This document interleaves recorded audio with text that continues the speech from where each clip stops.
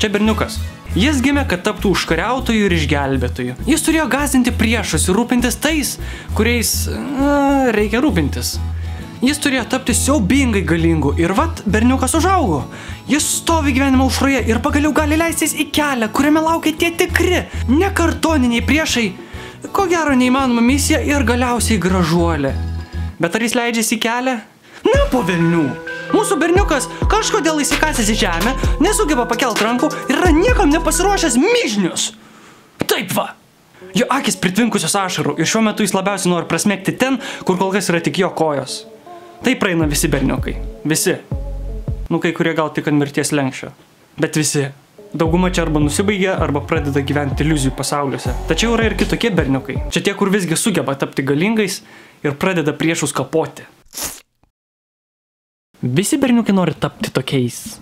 Bet kodėl jų tiek nedaug po galais?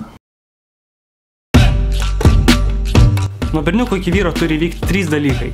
3. Jei tai nevyksta, berniukai tampa suknistais jautriais myžniais arba gorilomis. Taip, kalbam apie jūs, durno vyriškumo fanatikai, blemba. What on earth? Oh my God! The window imploded!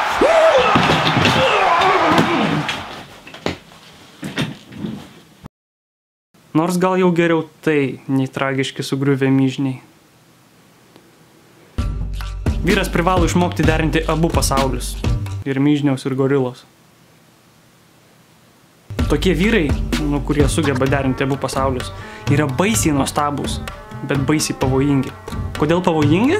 Nes nebebuki ir nieko nebebijo. Oi. Vyrai. Pasaulis daro viską, kad tokių vyrų nebeliktų. Ir tai labai sudėtinga tema. Todėl šitam kartu užteks tų 3 dalykų, kuriuos sakiau. Let's go! Pirmas dalykas, kuris turi vykti berniuko gyvenime, yra patvirtinimas. Patapšnojimas per petį. Patvirtinimas, kad berniukas turi tai, ko reikia. Tu kietas po velnių. Tas patvirtinimas turi ateiti iš tvirtos rankos viršuje. Bendramžiai arba draugės neveikia. Berniukas gimęs vyru, todėl tai, kad jis gimęs vyru, turėtų patvirtinti vyras. Skamba logiškai. Dažniausiai tas vyras būna tėtis, bet tai gali būti ir senelis arba kitas artimas ir rimtas vyras. Bet vyras. Berniukas iš jo turi išgirsti: tu puikiai sukali tvorą, tu puikiai padarei kažką, tu šaunuolis. Berniukas turi išgirsti, kad turi tai, ko reikia. Kam reikia, ko reikia? Koks skirtumas? Nu gerai, filmuko gale pasakysiu, kur tą sužinoti. Bet dabar dar svarbu žinoti, kad vieno patvirtinimo neužtenka. Nu taip, yra tas ypatingasis momentas, kai berniuko širdis užšąla, jeigu negauna patvirtinimo. Bet jeigu to momento lauksi, berniukas numirs. Berniukas turi augti jo prigimčiai nebijingoje aplinkoje. Arba žinodamas, kad turi tai, ko reikia. Nu, kad jis vyras po galais. Nu, arba bus vyras, nes berniukas dar ne vyras. Tai. Antras dalykas, berniukas turi kažkada patirti, ką reiškia būti per plauką nuo mirties. Berniukas, žinodamas, kad turi tai, ko reikia, auga nepriklausomas ir išbando viską, ką jam paruošus vaikystė. Bet kažkada ateina laikas, kai nerūpestinga vaikystė išsikvepia. Tada ateina laikas susipažinti su tuo, nuo ko jį visą vaikystę saugojo. Tai, ponai ir ponios, yra įvesdinimas į vyrus.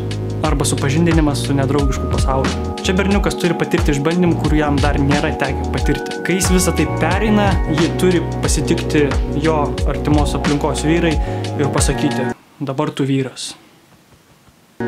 Jei pirmasis tas patvirtinimo etapas suveikia, su šitu reikalu irgi viskas bus gerai.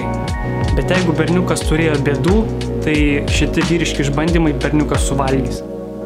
Berniukų negalima primesti prie vyrų bendruomenės, jį reikia įvesti. Kartais šiai būna, kad berniukai būna nepasiruošę tiems išbandymams, bet jie juos pereina. Tai ką, čia jau vyras tipo, o vyras! Nope. Atsimenat, sakiau, yra gorilos ir myžniai. Myžniai yra baisiai jautrus, gorilos nevaldo savo jėgos. Šiame išbandymų laikotarpyje pasireiškia, koks vyras kokią tapatybę pasirenka. Gorilos ar myžniaus.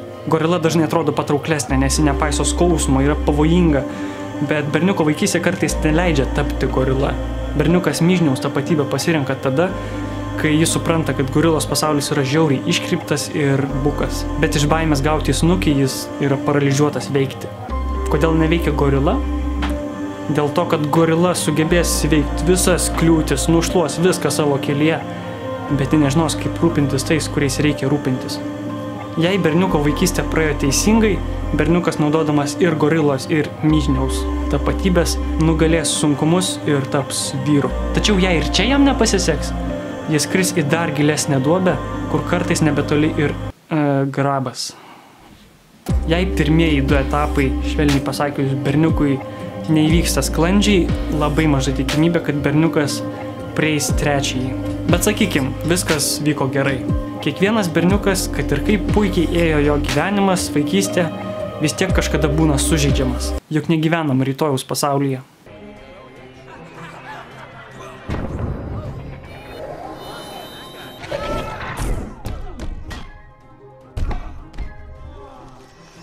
Kai kurie sužeidžiami lengviau, kai kurie sunkiau, bet visi nešiojamės atvirą žaizdą. Nu tik nepagalvokit, kad kalbu apie tikrą žaizdą. Ne, atverkit širdį, vyrai, širdį.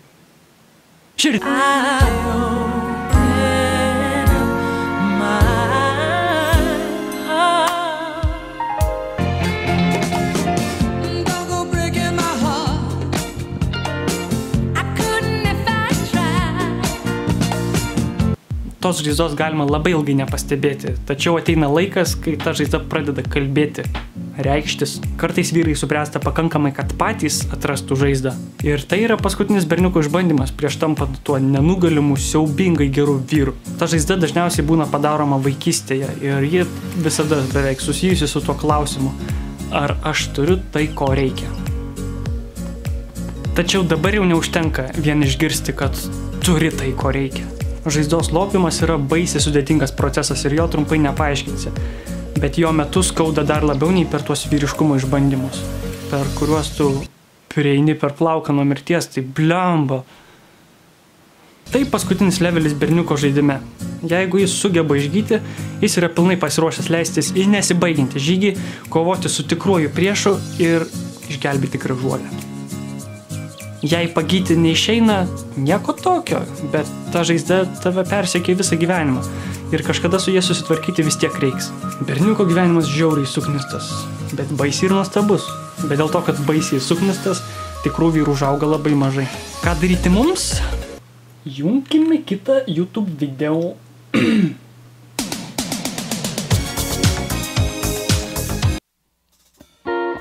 Šitas filmukas yra įkvėptas John Aldridge'o knygos Laukinis širdyje. Šita knyga išgelbėjo mano gyvybę. Gal ne tiesioginė prasme, o gal ir tiesioginė. Tai, ką pateikiau šitam filmuke, yra labai supaprastintas šitos knygos turinys. Kiekvienas žmogus, kuris turi tą ypatingą daiktą tarp kojų, turėtų perskaityti šitą knygą. Jei išdrįsite skaityti šitą knygą, prašau, nesileiskite sugundomi ją užversti, kai perskaitysit kokią nepatrauklę eilutę, nes tokių čia daug.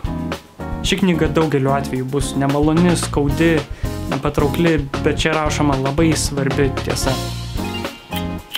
Ačiū, bye. Oi.